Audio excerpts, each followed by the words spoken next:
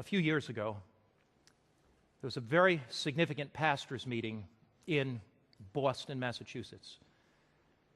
It was not a meeting of Seventh-day Adventist pastors. These pastors were evangelical pastors, and they were coming from all over the United States, 300-400 pastors.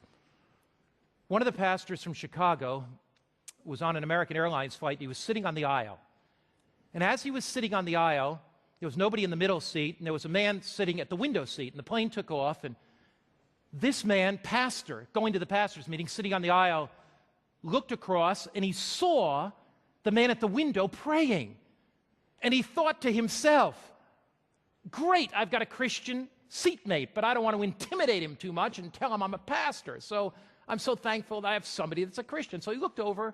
The man prayed for a while, and he prayed, and he prayed. And the pastor looked over, and he said, I'm just wondering, you must be a Christian. I saw you praying, and I'm a Christian too. And the man looked up with a very scowly-looking face, and he said, what are you talking about? I'm not a Christian. Are you so arrogant you only think Christians pray? Well, the pastor did not quite know what to say, and sometimes, you put your foot in your mouth, you kind of say the wrong thing. So the pastor looked at him, he said, well, if you're not a Christian, who are you and what are you praying about?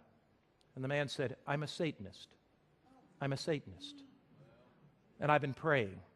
And I'll tell you what I'm praying about. You may not be aware of this, but there's a pastor's meeting in Boston. And the pastor said his heart began to beat, the hair on his head stood up, and the hair on his back of his neck stood up, and he said, there's a pastor's meeting in Boston. And I am meeting with a group of Satanists because we believe that Christianity is a relic of the Dark Ages. And when you look at the Crusades and all the brutal persecution, he said Christianity hasn't done anything good for the world, which is a total lie, of course.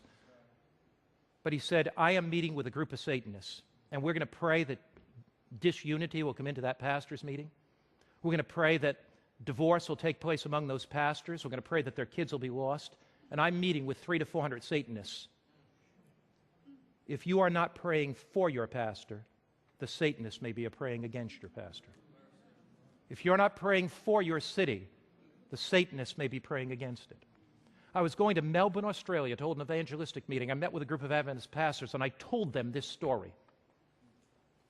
At the end of my series on prayer, in which I urged Adventists to be praying and seeking God, at the end of that, the coordinator of my evangelistic meetings, an Adventist pastor, stood up and he said, I have to speak to all these pastors. He said, my wife was on a train the other day here in Melbourne, Australia. It was noon. She looked, saw somebody praying. And she said, oh, you must be a Christian. She said, the lady looked up and said, I'm not a Christian at all. At 12 o'clock, every day in Melbourne, the Satanists covenant to meet together to pray that Satan will have victory in this city. My brother, my sister, do you know Jesus Christ? Are you on your knees praying every single day? Maybe you've turned into this broadcast and you're looking for something deeper in your own spiritual life. Maybe you have had a superficial Christian experience. Maybe you've been apathetic. God is speaking to you. He's calling you to set aside a time to pray. He's calling you to set aside a place to pray. He's calling you to pour your heart out to God. The weapons of our warfare are not carnal. They are spiritual. There is a battle between Christ and Satan, a battle between good and evil. We cannot win that battle without the divine power of the living God filling our lives. Will you commit your life right now to earnest intercession? Will you say, Jesus, I don't want the superficial. I don't want an external Christian experience. I want something deep.